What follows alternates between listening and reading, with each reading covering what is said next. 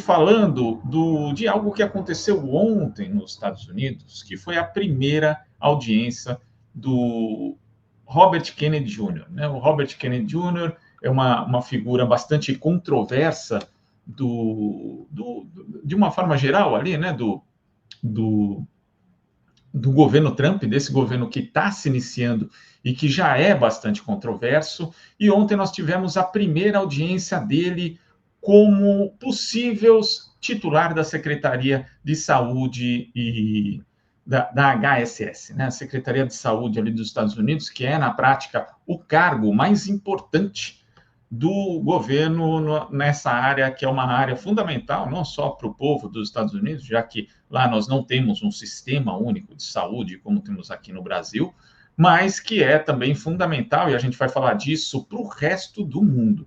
Porque o que acontece nos Estados Unidos, a gente sabe que acaba tendo reflexos, e nessa área de saúde também a gente não pode desprezar. Então, ontem, o Kennedy ele foi ali para a sua primeira audiência de confirmação, porque esse cargo ele precisa ser aprovado no Senado, e é bom a gente ressaltar que ele vem de uma das dinastias democratas mais famosas dos Estados Unidos, né? Seu tio era o John Kennedy, ex-presidente estadunidense que foi assassinado, e o pai era Robert Kennedy, que também foi candidato presidencial, mas acabou também sendo assassinado, né?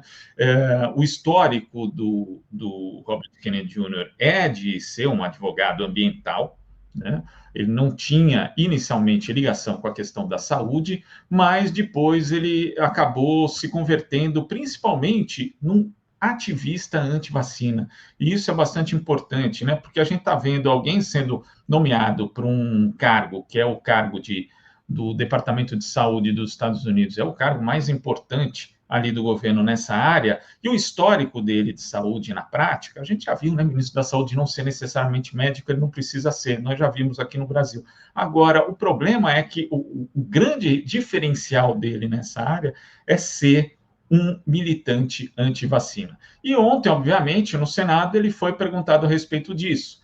Então, primeiro que ele demonstrou, né, como a gente mostra aqui nessa matéria do The Atlantic, um enorme desconhecimento a respeito de alguns mecanismos básicos do sistema de saúde dos Estados Unidos, que, como a gente reforça, que é privado, mas nós temos ali nesse sistema também um apoio, né, um suporte para pessoas que não têm ali a possibilidade de pagar pelo atendimento médico. Então, são dois programas, basicamente, né? O Medicaid e o Medicare.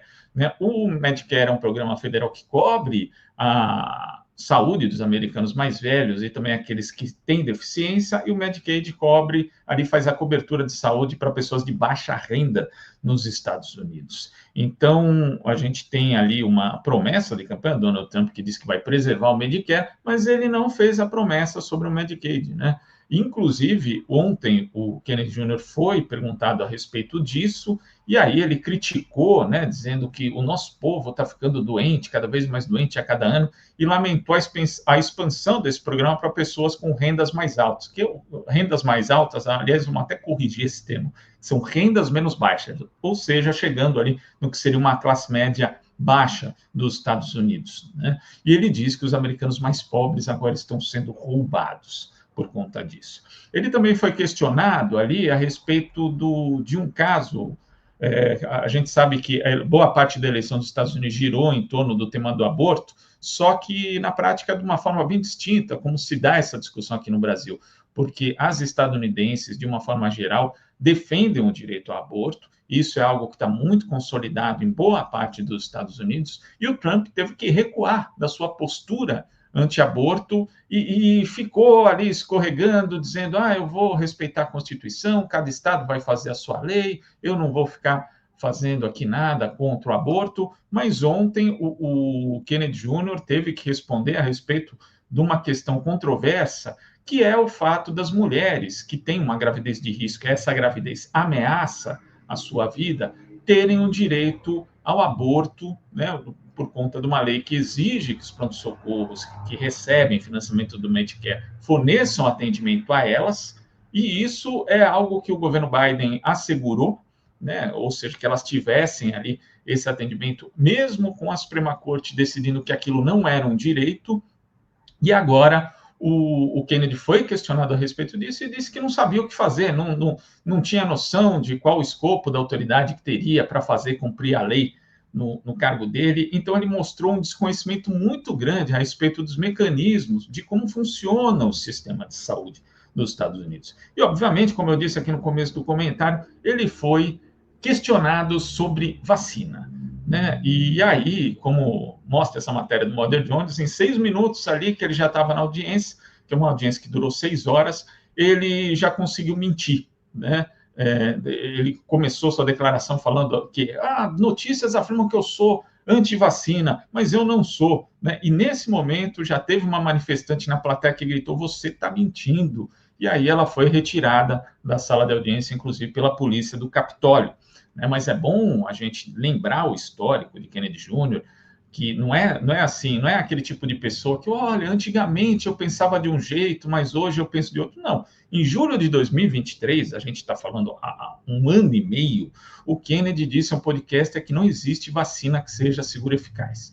Naquele mês, ele também falou que acreditava que o autismo vem das vacinas, que é uma fake news muito divulgada, inclusive muito popular na extrema-direita mundial, né, na extrema-direita dos Estados Unidos, na extrema-direita brasileira, mas que, infelizmente, fura essa bolha da extrema-direita, e tem muita gente que acredita nisso, que já foi desmentido dezenas de vezes pela comunidade científica, né?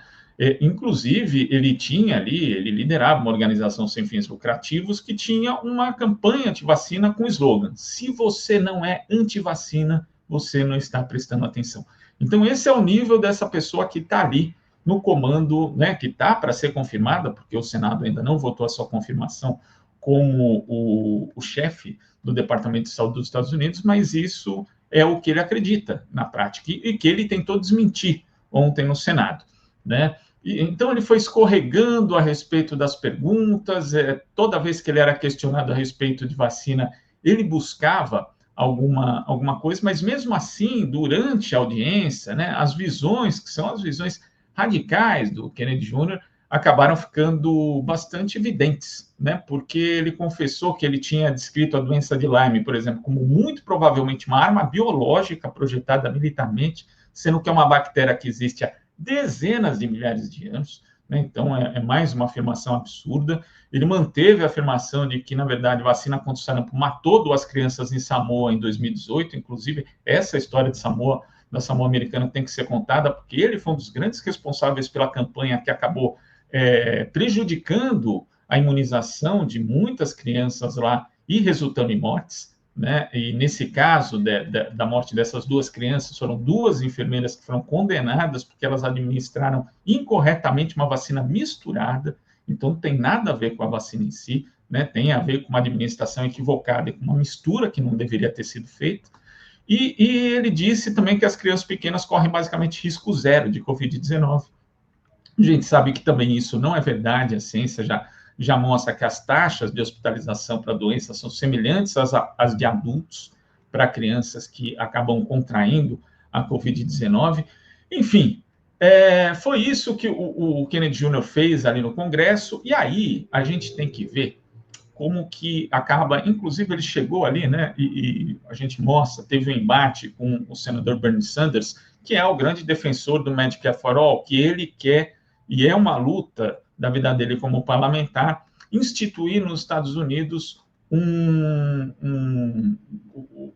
sistema de saúde semelhante ao que existe no Reino Unido, semelhante ao que existe aqui no Brasil, né, que é o SUS. Então, ele defende isso. Ele destacou, né, porque quando a gente fala de extrema-direita, de figuras como Kennedy Jr., de figuras como Donald Trump e outros, né, no Brasil e no mundo, existe ali uma questão de que eles têm todo um arcabouço ideológico, que eles buscam usar isso para mobilizar as pessoas, mas na prática sempre tem muito dinheiro por trás. E no caso do Kennedy Jr., né, a gente sabe que, por exemplo, desde que o Affordable Care Act, né, uma lei federal dos Estados Unidos que instituiu o chamado Obamacare ali em 2010, desde então, desde que ela foi instituída, e ela, na verdade, subsidia as grandes operadoras de saúde nos Estados Unidos, dando dinheiro para que elas atendam as pessoas, Essas operadoras já conseguiram lucrar 371 bilhões desde então. Não estou falando de faturamento, estou falando de lucro, dinheiro limpinho, 371 bilhões, que dá mais ou menos uns 2 trilhões de reais desde que foi aprovado, né? E a United Healthcare, por exemplo, uma operadora que no ano passado lucrou sozinha 23 bilhões, ela agora nega 1 a cada 3 pedidos de indenização médica, incluindo tratamentos de câncer, em alguns casos, né, que é caríssimo nos Estados Unidos. Então, para a gente entender a gravidade dessa situação. E o Bernie Sanders destacou os 70 bilhões que essa indústria de seguros arrecadou no ano passado, enquanto 85 milhões de americanos continuavam sem seguro. E aí ele perguntou para o Kennedy se ele concordava que os Estados Unidos devem se juntar a todos os outros grandes países do planeta e garantir assistência médica como um direito humano. Kennedy respondeu que a saúde não deve ser tratada como direito humano, como a liberdade de expressão, porque na área de saúde, se você fuma 20 cigarros por dia e tem câncer, você tem que tirar dinheiro do seu bolso. Além de ser uma afirmação absurda, né, porque direito é direito, direito não é negociado, esse é o princípio. Você na prática, está jogando a responsabilidade da saúde para o indivíduo. Sendo que se o Kennedy Jr. quisesse mesmo responsabilizar, por exemplo, alguém, né, por ter câncer, é preciso lembrar que a questão de câncer e de outras doenças tem inúmeros fatores, né? Tem fatores genéticos também, quer dizer, ele vai ser um investigador genético, vai chegar ali e vai pensar, você tem propensão aqui a ter determinada doença, então não vou bancar. Isso é absurdo, é ridículo, né? A saúde tem que ser encarada como direito humano, mas se ele quisesse responsabilizar os casos de câncer decorrentes do fumo, ele poderia responsabilizar as empresas que fabricam esse produto, poderia responsabilizar, por exemplo, alguns poucos pesquisadores, é verdade, mas que serviram a essa indústria, contrariando a maior parte da comunidade científica que há muito tempo já identificava os males que o cigarro fazia. Ele pode tentar responsabilizar todos os veículos de mídia que durante décadas veicularam propaganda do cigarro, inclusive omitindo todos os males que ele poderia causar, enfim, mas não, o Kennedy Jr. vai em cima do indivíduo, porque é assim que funciona a extrema-direita. E aí a gente tem que ver também justamente essa questão política, né? Os métodos da extrema-direita. Porque, primeiro, tem sempre essa questão da responsabilização individual, da liberdade, como se todo mundo fosse livre para fazer o que quisesse, a gente sabe que não é verdade, né? E hoje não existe mais um partido republicano, né? Existe o Make America Great Again, que é o grande cordão de apoio a Donald Trump. Isso ficou claro na audiência do Senado, porque os republicanos aliviaram demais para o Robert Kennedy Jr., né? E ele acabou ficando ali muito à vontade com seus pares. E ele está lá, né? A gente tem que entender por que o Trump escolheu o Kennedy Jr. Primeiro, porque, como já disse, ele pode servir a interesses muito grandes do ponto de vista financeiro das grandes operadoras. Ele é um cara que, na verdade, está lá para, como a gente já viu aqui, sugar dinheiro do Estado, não usar os recursos públicos na prática para eles servirem à sociedade, mas sim para servirem a muito poucos, como essas grandes operadoras. E o que ele vai fazer também, dentro desse arcabouço que ele falou, que agora, não, eu não sou antivacina, eu tenho aqui restrições, mas veja bem e tal, que são aquelas mensagens que a extrema-direita, aqui no Brasil ela fez isso também, que você afirma uma coisa aqui, desmente acolá e tem uma terceira versão adiante. Isso para quê? Para você pegar o público que você quiser. E a pessoa que quiser acreditar em você nas suas versões, ela vai acreditar ali, né? Então, quer dizer, a gente via aqui, por exemplo, muitas pessoas falando, o Bolsonaro está falando tal coisa porque o sistema não deixa ele falar, mas ele acredita em outra. Então, a extrema-direita vende várias versões de si mesma para que as pessoas possam acreditar naquilo que melhor lhe aprover, né? Então, inclusive, lembrei aqui dessa frase do Groucho Marx para fazer esse comentário, que é isso, estes são os meus princípios, se você não gosta deles, eu tenho outros. Né? E é assim que a extrema-direita funciona para cativar seu público, desde aqueles mais ferrenhos até aqueles que são, em tese, mais moderados. E aí, rapidamente aqui, só para concluir, é importante dizer que essa mudança ela influi essa mudança na área de saúde dos Estados Unidos, ela influi nos Estados Unidos, mas tem impacto global, porque, por exemplo, os Estados Unidos, esse Departamento de Saúde e Serviços Humanos que o Kennedy Jr. deve assumir se for aprovado, ele tem 80 mil funcionários e um orçamento de 1 trilhão e 800 bilhões de dólares. E os Estados Unidos faz várias parcerias, né? Inclusive ele gasta 1 bilhão e 600 milhões de saúde global, gastou, né, em 2024, é muito possível, e a retirada do país da OMS já indica isso, que eles não vão mais fazer isso. Tem parcerias importantes, por exemplo, o governo estadunidense é o maior doador para planejamento familiar e saúde reprodutiva em todo o mundo, são 600 milhões de dólares de financiamento por ano, então isso vai ter um impacto muito grande em algumas parcerias, e tem outro impacto também que a gente não pode relevar, que é a gripe aviária. Os Estados Unidos têm um surto de gripe aviária, né? É bom lembrar que ele foi detectado primeiro, pela primeira vez no país, em mamíferos, né? Em rebanhos bovinos, no ano passado, porque a gripe, como diz o nome, é aviária, né? Principalmente, e essa capacidade, essa mutação do vírus, do influenza, de se adaptar, né? Desse tipo de influenza da gripe aviária, de se adaptar a mamíferos, segundo os cientistas, essa matéria que a gente põe da Nature é de anteontem, pode, na verdade, resultar daqui a pouco numa possível transmissão de ser humano para ser humano. E aí isso vai ser muito grave para os Estados Unidos, mas vai ser grave para o mundo inteiro, porque estaremos perto da possibilidade de uma nova pandemia.